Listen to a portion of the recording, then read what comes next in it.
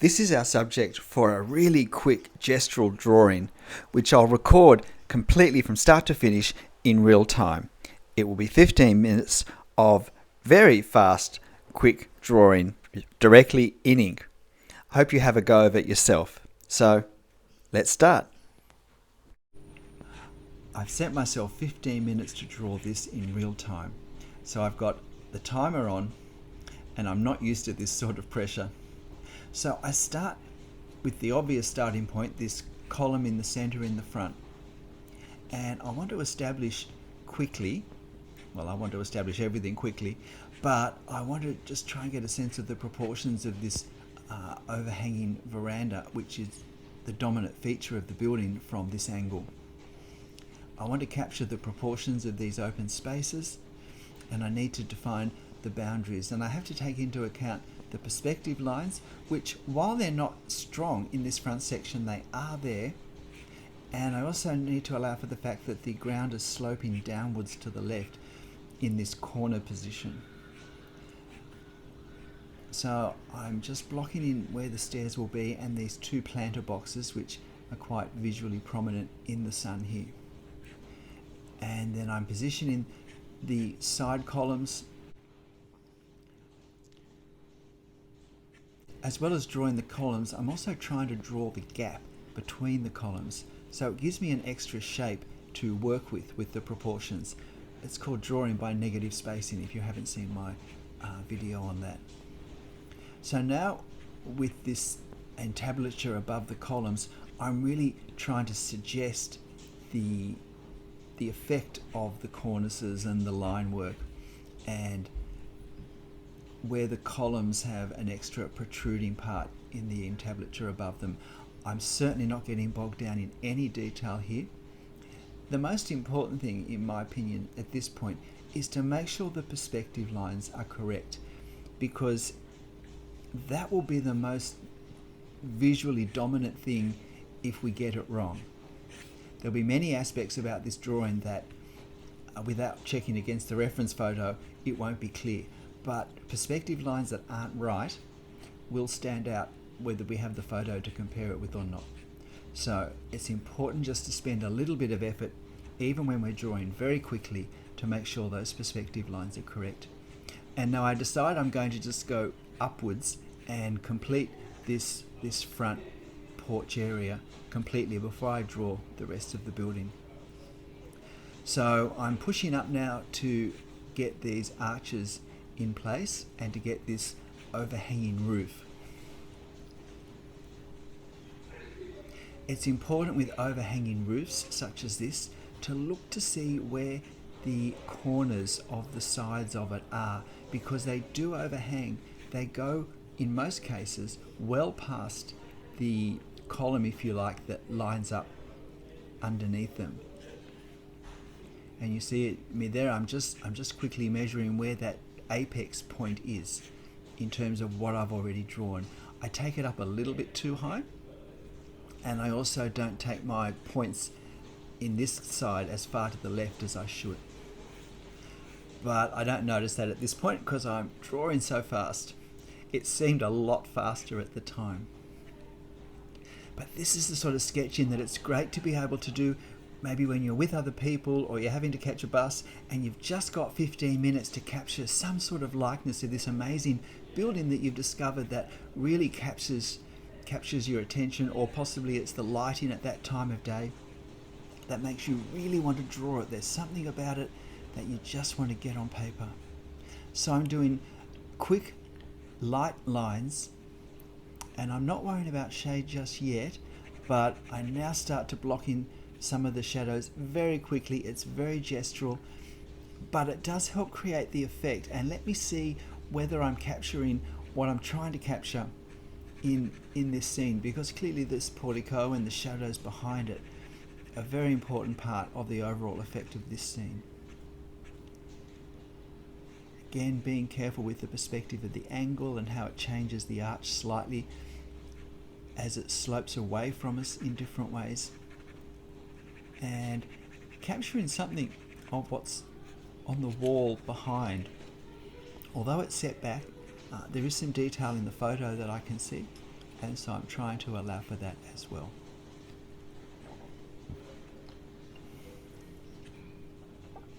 So now I'm doing the parts of the back wall of the lower part of this portico.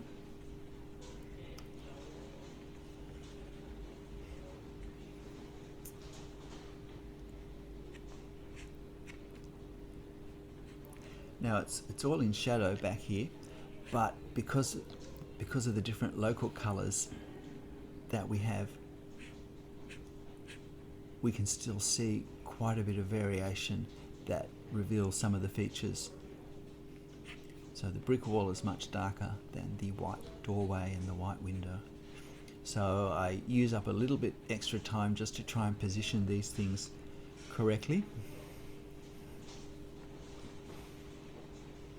And some very rough little windows in, and I'm going to shade over all of this area as well, try and bring out the sense of shadow, because it was particularly the brightness of the columns contrasted with the dark of the shadows behind that made me want to draw this. So it's a very loose hatching that I start with for the shadows, and I want to have the column in shade but easily seen from the deeper shadow next to it. So it's just a little bit of fiddling around to try and make that happen. And I'm pretty much finished this central portico. I don't stop to look at what's happening with it. I don't stop to see is it accurate, except to the degree that I need to check to see what lines up with the part that I'm drawing next. I decide to pop the chimney on top. And now I'm thinking I'm just going to move and finish the right hand side of this building, because that's a simpler, quicker part to do, and then I know I can just concentrate the time I have left on the remainder part, because I really want to work at getting this whole scene done in 15 minutes. That's part of the discipline. I never draw like this. I take as much time as I need normally to finish what I'm doing, and with COVID I haven't had the chance to get out and do location drawing for years. So it is a challenge, but it's a great challenge as the clock ticks. So now I'm doing this little side porch that we only see part of because of the angle, because of the perspective. But I do want to get this it's a frangipani tree in, and in normal circumstances I would have loved to have suggested the big frangipani leaves more accurately, but in this instance I just really want to get that suggestion of a tree, because I always love the contrast between the natural form of a tree or of bushes overlapping architecture. It just helps make the architecture look even more archy, or I don't know, something like that. So I always take advantage of foliage that might be around the straight lines of the architecture that I'm drawing. There's not much detail on this side except for the shadow under the eaves. So now it's time to sort out the left-hand side of our building. And it's unfortunate that it's actually out of camera range in our reference at the moment, so I'm sorry about that. But if you want to have a look at it, you can see it at the start of this video, of course. But again, the important thing in this section is to capture the perspective angles correctly. If we get them wrong, that will be the most obvious thing in our drawing. And I need to make sure I keep lining up what I'm drawing now with what I've already drawn. There is a lot of glancing from left to right, left to right, left to right. Firstly in the reference photo, and then on my drawing, to compare what I'm about to draw with what I've already drawn, and making sure it aligns in the same way as my reference photo. And I have to make sure I get foreshortening correct, because that's the most important element also, besides the perspective angles, of this scene. Now, foreshortening is the rule that says the further away an object moves from the viewer, the more visually compressed it becomes. And the greater the angle it moves away from the viewer, then the further distance it will be, and therefore the greater the compression. of the detail. But in this particular case, we have a bow window coming out, which does affect the effect of the foreshortening in this instance. So I just need to pay attention to the reference photo to capture it correctly.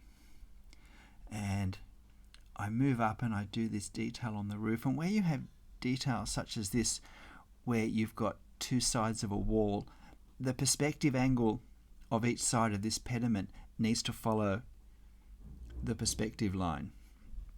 So I need to make sure that the perspective angle is correct for everything that's happening in my drawing. If I had another minute, I would do some lines to indicate the texture of the tiles on the roof. The roof does look very bare, and I didn't have time in the 15 minutes to get back to it. But again, that's the sort of detail where if I was doing this on location, I could do that in the bus going home, or I could do that when I got home with a cup of coffee, and just refine the drawing slightly. So now I'm putting the details in the side of the wall here, and try not to get too bogged down. There's an eye level where our lines at this point are horizontal, or pretty close to horizontal, so I work out where that is because that will help me with my other lines. Although below eye level, the ground is sloping down away from me, which I always find to be the most challenging street perspective line to get right. But here I'm now adding the windows in the bow window section. This was the former post office of the Sydney suburb of Summerhill. It's now a cafe, but one of my children lived around the corner from it for a while, and so we got to know it and we had a few coffees there. So now there's just the final section of this building where the building extends on the other side of the bow window.